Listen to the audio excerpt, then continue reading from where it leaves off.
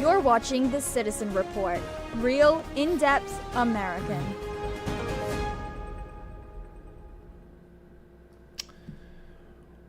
Welcome to The Citizen Report. I'm John Deshannon. Thank you for joining me tonight. As always, this newscast is real, in-depth American. It's always good to be back here with you. Thank you so much for joining me. There is major breaking news in the situation in the Middle East, where it is reported, and it has been confirmed actually, that the United States has launched military strikes against what is allegedly the nuclear sites of development, nuclear development sites for the Iranian regime inside Iran. Now, in just a few moments, at the top of the hour, in about 3 minutes or so, President Trump is expected to make a live address to the nation concerning the strike in Iran. When that happens, I will take it there. I will take it live as soon as it begins. I must tell you, I rather put this all together rather hastily, so my apologies if I trip over myself once or twice during this live coverage. Now, the audio is up already, so as soon as it begins, you will hear it, and I will cut straight to it. And I'll just show you a preview real quick. That's what I'm seeing. I'm getting it straight from the White House live feed, which you can see for yourself as well on YouTube. But I'm carrying it here on the Citizen Report, and you're welcome to hang with me, and I'll carry it live for you if you wish to be here with me as you're watching it live, or of course if you're watching later on. As time permits, I will also read the two posts that President Trump made tonight on Truth Social, and I wish to now go to that. Again, if he starts to speak, I will immediately interrupt myself and cut straight to that.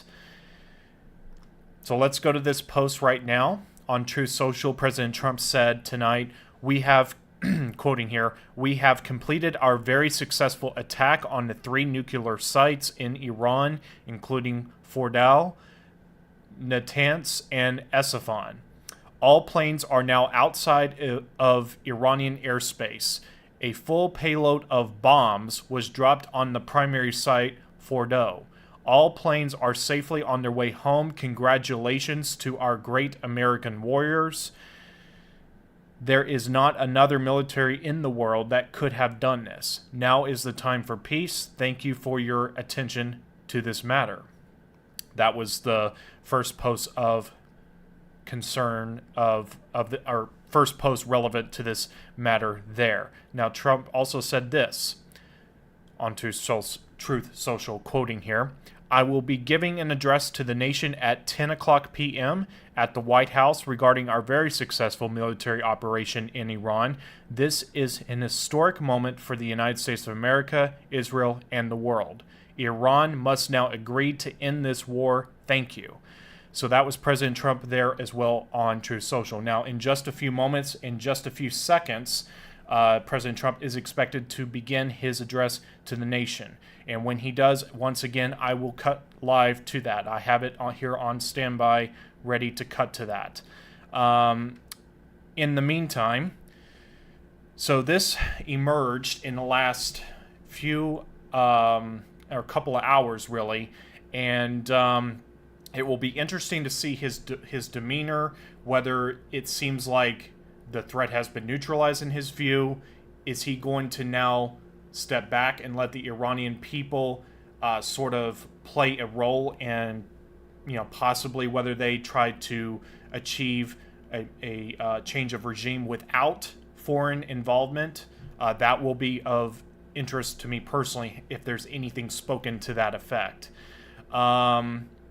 And once again, it is now actually 10 p.m. This is the moment in the time where President Trump is expected to speak to the nation. And at any second, he can start speaking. And I am just standing by for that right now. Now, President Trump is going to be speaking from the White House. And there had been some chatter, is my understanding, but Trump had previously said he was giving Iran until July 3rd basically a 2-week window until July 3rd. Obviously, that has that might have been a mere bluff because we have now word that 3 nuclear sites in Iran have been struck by the U.S., I should say. So at this time, I'm going to go ahead and just put this up, I think, and as we stand by. It's not uncommon for the president, not Trump specifically, but just the presidency in general, for a time to be given, but for it to actually begin a few minutes into the hour. So this is not really indicative of anything for it to not begin upon or on the hour. Let me just make sure. Yes, this is live, so we're just going to be waiting here, I think. Perhaps he will begin speaking momentarily, and I will be standing by throughout the speech. And here's President Trump. He is now coming up to the podium. Let's go live now to the White House. President Trump is speaking to the nation. Thank you very much. A short time ago, the U.S. military carried out massive precision strikes on the 3 key nuclear facilities in the Iranian regime: Fordow, Natanz, and Esfahan. Everybody heard those names for years as they built this horribly destructive enterprise. Our objective was the destruction of Iran's nuclear enrichment capacity and a stop to the nuclear threat posed by the world's #1 state sponsor of terror. Tonight, I can report to the world that the strikes were a spectacular military success. Iran's key nuclear enrichment facilities have been completely and totally obliterated. Iran, the bully of the Middle East, must now make peace. If they do not, future attacks will be far greater and a lot easier. For 40 years, Iran has been saying death to America, death to Israel. They have been killing our people, blowing off their arms, blowing off their legs with roadside bombs. That was their specialty. We lost over 1,000 people, and hundreds of thousands throughout the Middle East and around the world have died as a direct result of their hate. In particular, so many were killed by their general, Qasem Soleimani. I decided a long time ago that I would not let this happen. It will not continue. I want to thank and congratulate Prime Minister Bibi Netanyahu. We worked as a team like perhaps no team has ever worked before. And we've gone a long way to erasing this horrible threat to Israel. I want to thank the Israeli military for the wonderful job they've done. And most importantly, I want to congratulate the great American patriots who flew those magnificent machines tonight, and all of the United States military on an operation the likes of which the world has not seen in many, many decades. Hopefully, we will no longer need their services in this capacity. I hope that's so. I also want to congratulate the chairman of the Joint Chiefs of Staff, General Dan Raisin-Kane, spectacular general, and all of the brilliant military minds involved in this attack. With all of that being said, this cannot continue. There will be either peace or there will be tragedy for Iran far greater than we have witnessed over the last 8 days. Remember, there are many targets left. Tonight's was the most difficult of them all, by far, and perhaps the most lethal. But if peace does not come quickly, we will go after those other targets with precision, speed, and skill. Most of them can be taken out in a matter of minutes. There's no military in the world that could have done what we did tonight, not even close. There has never been a military that could do what took place just a little while ago.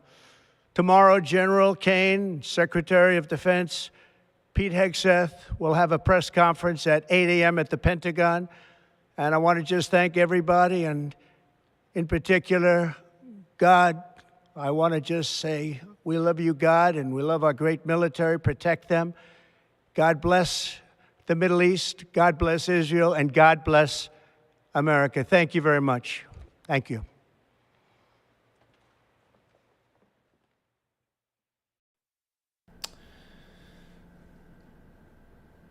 That was President Trump speaking live from the White House. Behind him was Vice President J.D. Vance, Secretary of State Marco Rubio, and Secretary of Defense Pete Hegseth. So that was the address by President Trump, and my personal observation more than anything else, actually two observations I'll note. The first one was the interesting demeanor, if you'd like, the faces behind Trump were not really gleeful, if that makes sense. Let's see. Let me get out of this. Sorry, folks. This is live, by the way, of course. So President Trump, behind him, the three that were behind him, appeared to be rather almost somber in their faces, and almost like, and I don't mean to go too deep into speculation, but do they know something? And of course, does Trump know something? You know, is there a threat that remains? And I want to be careful to not overstate anything here, and I just want to be careful also by saying that anytime you're intervening in a sovereign foreign country, you're playing a very delicate game of neutralizing a threat versus violating sovereignty and hurting innocents. And I think that based on what the earliest indications are, it was a prudent precautionary measure to neutralize an imminent threat. I'm not the president, so I don't have the information that he would have that would inform his decision. And, you know, I'm like many of you. I don't want the U.S. involved in another war. I don't want to see the U.S. involved in a foreign country, even if they're enemies of ours, if they're not directly attacking us. But it is reasonable to suspect, I would say, that whatever played into this decision, whatever informed this decision, was the result of an imminent threat, because the Iranians have made very clear that they have no issue not just obliterating Israel, which is kind of a given there. Israel and Iran have been going at each other for quite a while, biblically speaking, spiritually speaking, for thousands of years. You know, they're basically brothers of. It's like a brother fighting against brother because of Abraham. And you know, when it comes to this situation, you're dealing with a principality that has no problem, actually takes delight and pleasure in death and destruction. And so what happened tonight, rightly so, is not a celebratory achievement. It is a somber achievement in the sense that this had to be done, based on all available information. And again, I stress, I am of the opinion that we should not be, by default, we should not be involved in on foreign soil, in any regard, wherever possible. But if there was an imminent threat to our national security, perhaps that would override that concern. That basically isolationism sometimes isn't always the right answer. Sometimes you have to go in there and neutralize a threat by a sworn enemy of the United States. And it will be interesting, because something else I'll just note here as I'm live on air. And I'm literally just here. I literally got seated here in the studio just moments before I went live, so I don't have a lot of information, but what I do have is some insights and some, you know, opinions I can dispense, you know, if for those interested. But, you know, based on my personal belief and understanding of all this, first of all, based on what has been said, Basically, Israel's, I believe it's the Iron Dome. Someone can correct me if I got that term wrong, but I believe the Iron Dome. Haven't done too much research into it, but I know Israel has a missile defense system that covers pretty much the entirety of the state of Israel. And the effectiveness, I'm not sure who said this and where they cited this, but allegedly the effectiveness had dropped to 65%. So as Israel launched their offensive, under the pretext that there was this imminent threat, they say, of basically, having a nuclear bomb, and they couldn't allow it to get any closer because they were mere weeks away from achieving that. Of course, we've heard for decades, literally decades, that Iran was close to a nuclear bomb. But assuming that what we're being presented on the mainstream media, and again, I don't have this special intel. I'm just simply trying my best to use discernment about this. But assuming that it is true that they were really about to achieve it, and Israel then, under that pretext, attacks Iran to basically try to disrupt it. And then the U.S. comes in with their, I believe, B-52 bombers, if I'm not mistaken. Again, someone can correct me here. I'm just, I'm dispensing in real-time information as applicable. But B-52 bombers from the United States entered Iranian airspace, striking those three principal targets. And I believe, again, and I'll just read those again for you. That was Isfahan, Natanz, and Fordo, I believe. Let me just make sure I got those right. So Fordo, Natanz, and Isfahan in Iran. And it looks like Fordo is the primary site, per President Trump's post on Truth Social earlier tonight.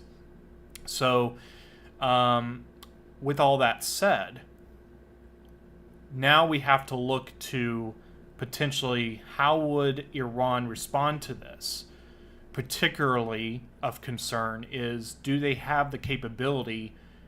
I think the will part is a given, but do they have the capability and the motivation? Because they have the will, but do they have the motivation to retaliate, and do they have the means to retaliate? There's been plenty of speculation across social media tonight and for many days past concerning what could happen if we do attack Iran, which we now have done. And the question I have is, and I said this a little bit earlier, is whether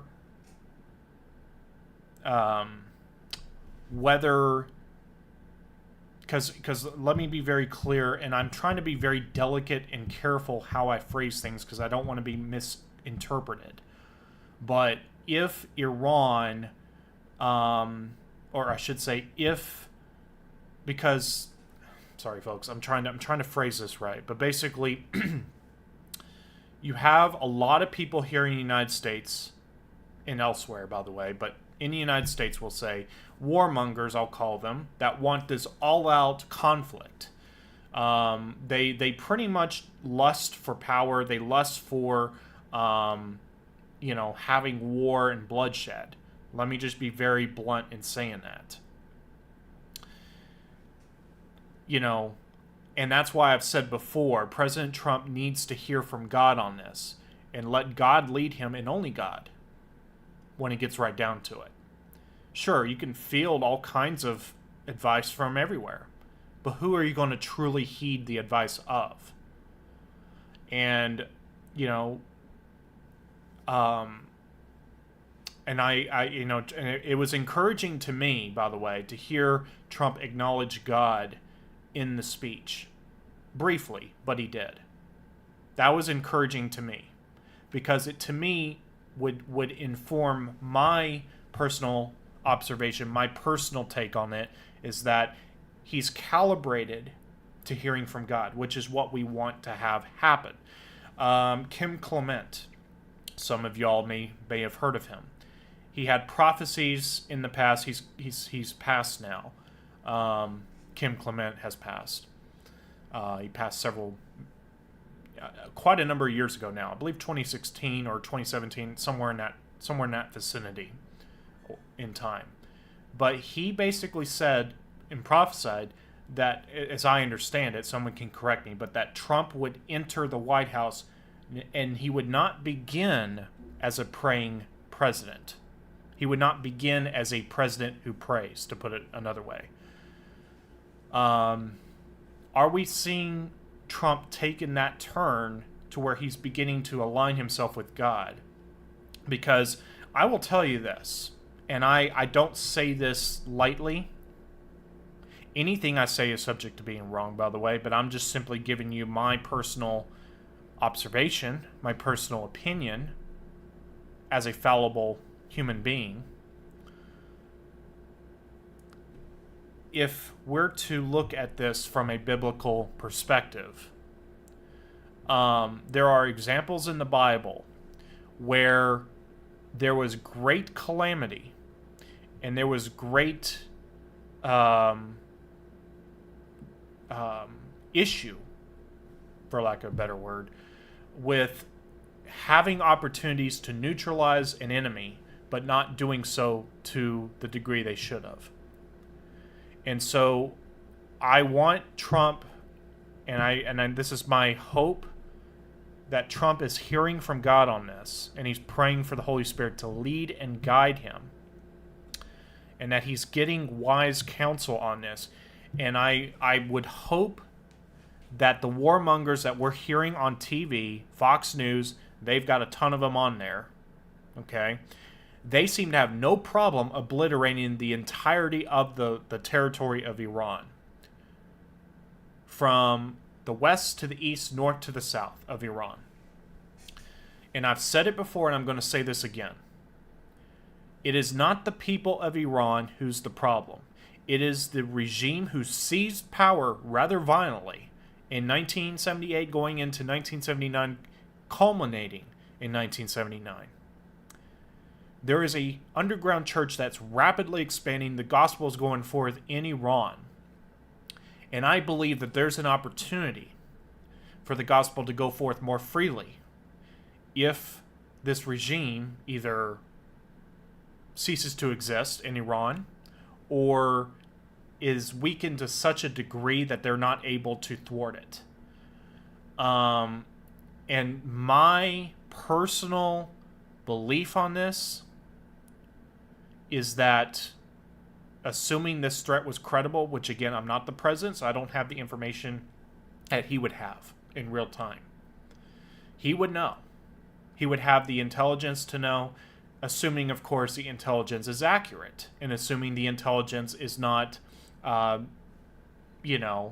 fudged or inflated in some way. Assuming the intelligence Trump got informing his decision that led to this, then we would presume that Iran had imminently the capability, was going to soon have the capability of a nuclear weapon.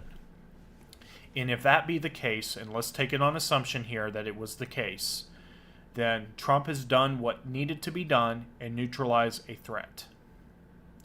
Now, let's hope, hearing from God on this, and I'm not God, I don't pretend to speak for God outright, but I will say it would be my best guess that Trump would be led for peacemaking. Blessed are the peacemakers. Thank you, Lord. That just came to me.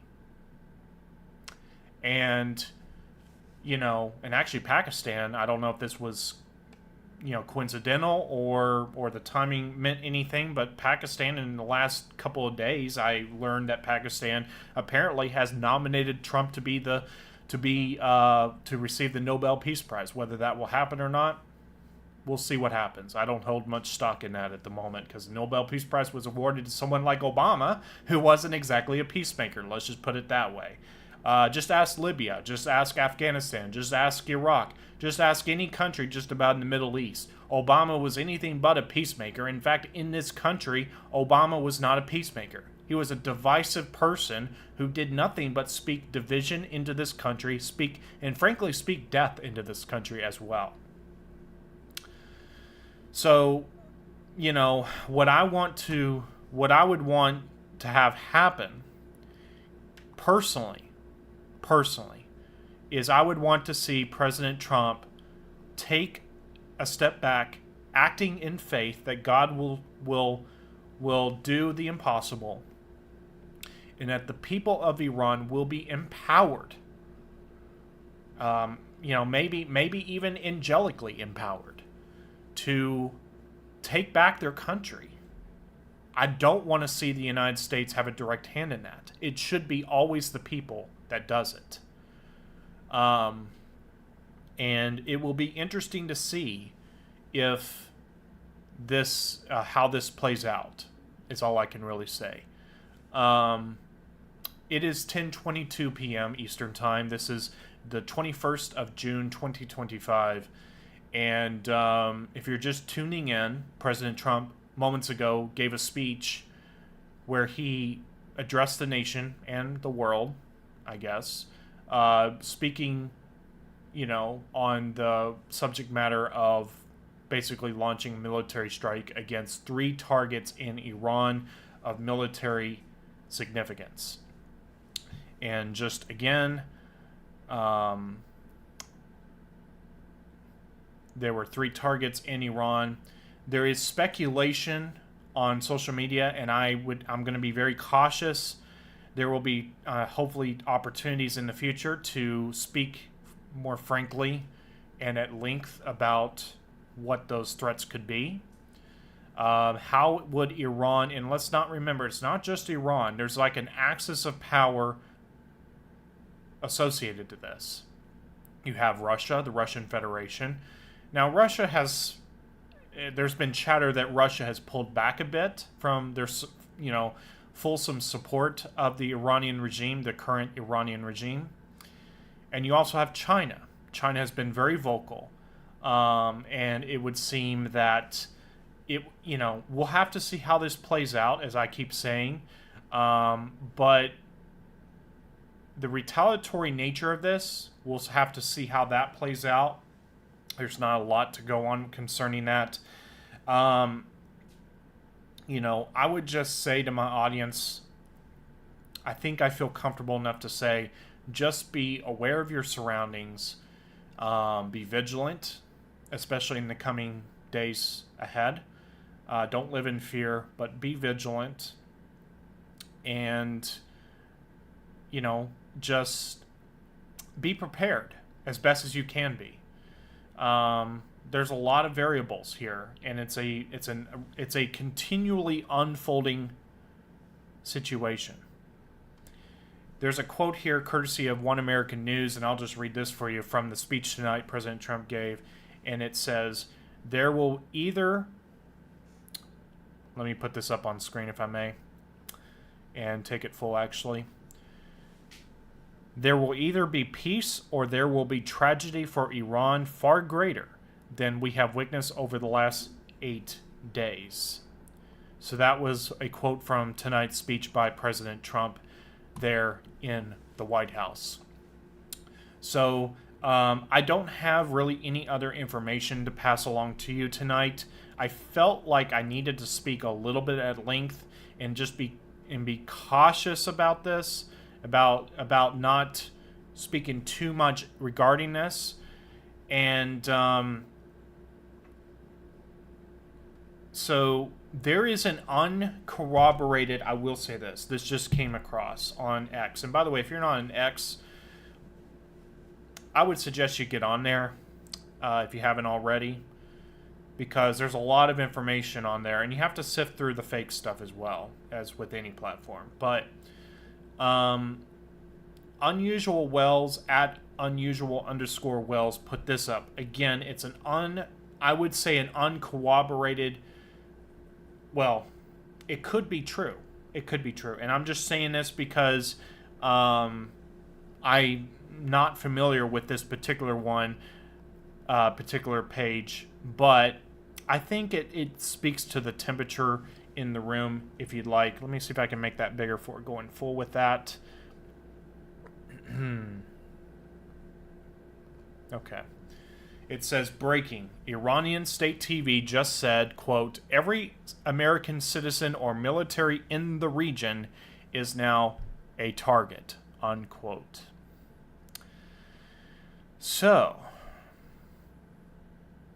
Iran, it's the earliest, and again, assuming this is true, of course, if this is true, then Iran would be basically saying, we're not giving up. And, that's to be expected. But like I said again, can Trump step back now that he has gotten directly involved? Can he still step back and allow the people of Iran, and frankly with the help of God, in Jesus' name, through a spiritual awakening, if you'd like, to arise and call on the name of Jesus to save them and for God to deliver them from this regime? That is, in my view, the only way this ends well right now. And a lot of people on both sides are not even factoring in the spiritual implications of what's going on here. This cannot, in my view, be overstated. That the people in Iran need, as with anyone, need Jesus Christ. Because without Jesus, without God's hand upon this situation, this is a Red Sea moment for the world, in my view. This is a Red Sea moment for Iran, for the Iranian people in Persia, or the people in Persia. I like to use the word Persia anyway. It's more biblically accurate, in my view, than saying Iran even. But anyways, either or, in my view, they're mostly interchangeable as terms. But, God is going to be the one that pulls the world back from World War III, if that be what should happen here. How close are we to the true end times? There's a lot of people, putting their thumb on the scale, trying to say things about that. And I'm just saying, God knows, the Father in heaven knows, Jesus doesn't even know. But God's ways, as I've said in my last broadcast, God's ways are not our ways. Because whereas we see what we see in the natural as this rising soon-to-be nuclear power, for all intents and purposes are, God sees, he has a desire that none should perish, but for all to come to repentance. And it says that in Scripture. And, God sees, he wants as many people to be saved as possible. All those that would accept him, he wants to give them every opportunity as he sees fit. And so this is what I mean when I say God's ways are not our ways, his thoughts are higher than ours. Because we think that, we just need to neutralize this threat, or this is a dispute between three nations, Israel, Iran, United States. But God sees this completely on a different level than just at mere geopolitics. And this is why, and I'm going to quote, or not quote, but paraphrase, we'll say, Amanda Grace here. And I completely agree with this. This whole thing about intellectualism is not going to save America. It's not going to get us anywhere. It is, it's not going to be intellectualism. It needs to be God, and he needs to be the focus, the priority, all of it. And so it is now 10:30 p.m. And like I said, if you're just tuning in, President Trump spoke at around the top of the hour, some 25 or so minutes ago, where he basically addressed the nation and the world concerning military strikes, the U.S. military strikes on Iranian military sites of significance, we'll say. So, and specifically nuclear sites, as the U.S. has alleged, and I assume are indeed nuclear sites. So, with that, this has been kind of a hastily put together broadcast tonight. Not quite the same look and feel of a normal broadcast, obviously, with this being a breaking news situation, and frankly, as massive as it is, it's really just more or less scant information, aside that's actually confirmed, aside from in terms of what I know, other than those Trump posts as well as the speech itself.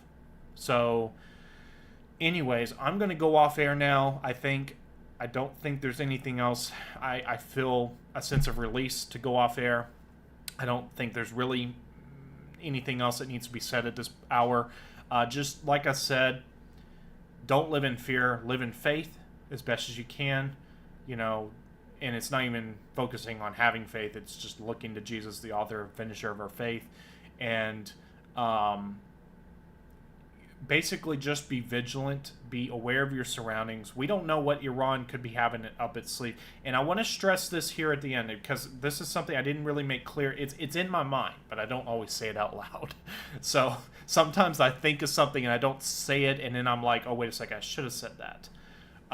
So the Iranian regime, as with most countries on the face of the earth, when you're thinking of the regime, think deep state. Now, the deep state may not have the same uniform, shall we say, meaning throughout the world, but, you know, I was detailing this in my last broadcast, Jeffrey Epstein, you know, this really bizarre connection historically to the current Iranian regime, going back to the 1980s with, I think it was sale of weapons, if I recall. That was in my last broadcast, by the way, I talked about. And so that is something to note as well. Just the general nature of this regime is not the people of Persia, not the people of Iran. This is a deep state. And Trump, you know, whatever you think of him, this is a war, this is a spiritual war, but this is a war against the deep state. And the question is as best as you possibly can, you know, choose the way of peace and not giving into the way and desires of the warmongers. Lindsey Graham being one of those people, warmongers. And perhaps if some of these people really want war, why don't they go out to the front lines themselves and be the first ones to stand up and go to war? Because I guarantee you they won't do it. And, you know, I there's so many things I could say on that, but it's just choosing the way of the warmongers is not the proper way. And in its death and destruction, that's not of God. But being strategic, being to neutralize a threat that was otherwise going to possibly threaten the entire world, I'm obviously holding back on all trust and presumption because I don't know all the facts on this. I'm just simply telling you my discernment on this matter as best as I understand it for right now. You know, the warmongers, the way of the deep state versus the way of peace and, you know, peace through strength and all of it. You know, can Trump now step back, and will he step back, you know, through the, you know, if God, as God leads him, and presuming that God leads him this way, to step back and let the Iranian people step in with the help of God. It won't be the people by themselves. Let me be very clear. Just like the establishment of the United States of America, that was an act of God there because we were going up against think about this. The people in America, when we were founded in 1776, they were not perfect men. Not all were even Christians, right?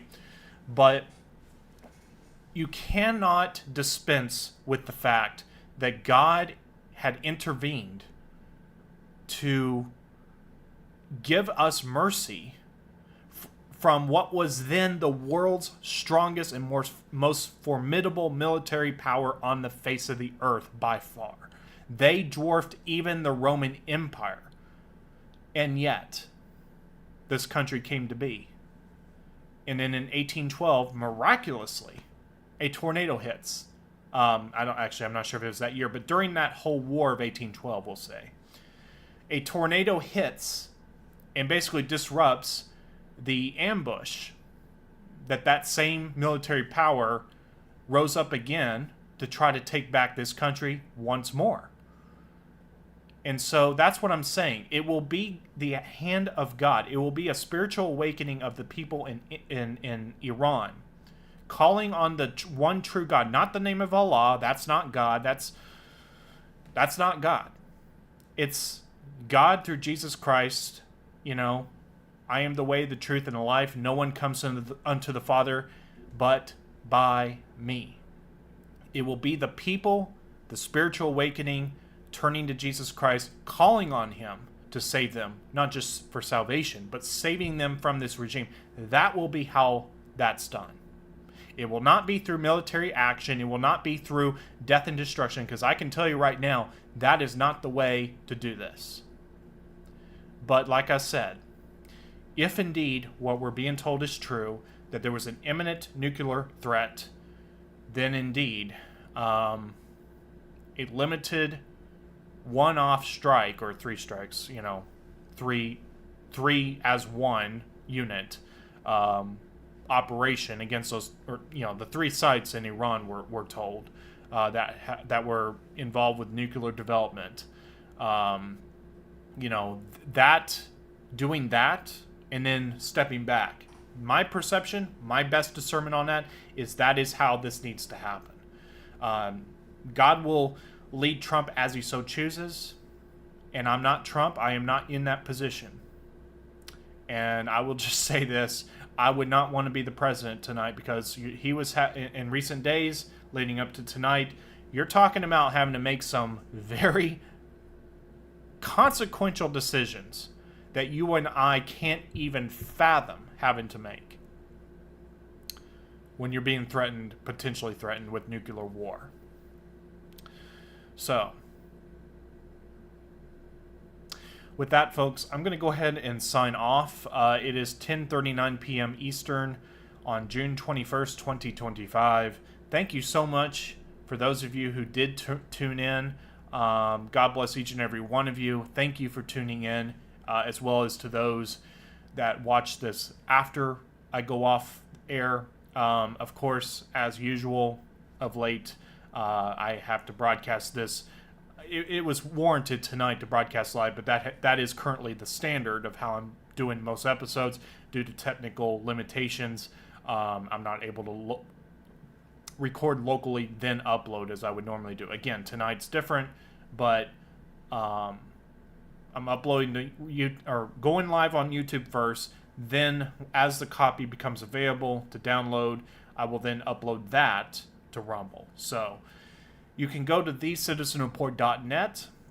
That is where you can find all the relevant links concerning all of where you can find the Citizen Report. You can follow me personally on X at jfilmguy. That's just, a one long string, no spaces, no dashes, none of that. Just at, for the handle. And then the phrase is jfilmguy. Or you can just do a search for my first and last name, of course, Jonathan Shannon. So with that, on that note, God bless each and every one of you. Thank you so much for tuning in tonight. And if you're watching this, or if you're watching this later on after the fact, thank you so much for your support. It really does mean a lot to me. I'm trying to do what I can with this going forward. So your prayers would be appreciated for God's guidance on the matter as I go forth. So thank you so much for tuning in, folks. I will see you again next time on the Citizen Report soon. And until next time, God bless each and every one of you. And I hope you have a great rest of your weekend. And I will see you soon. Bye for now.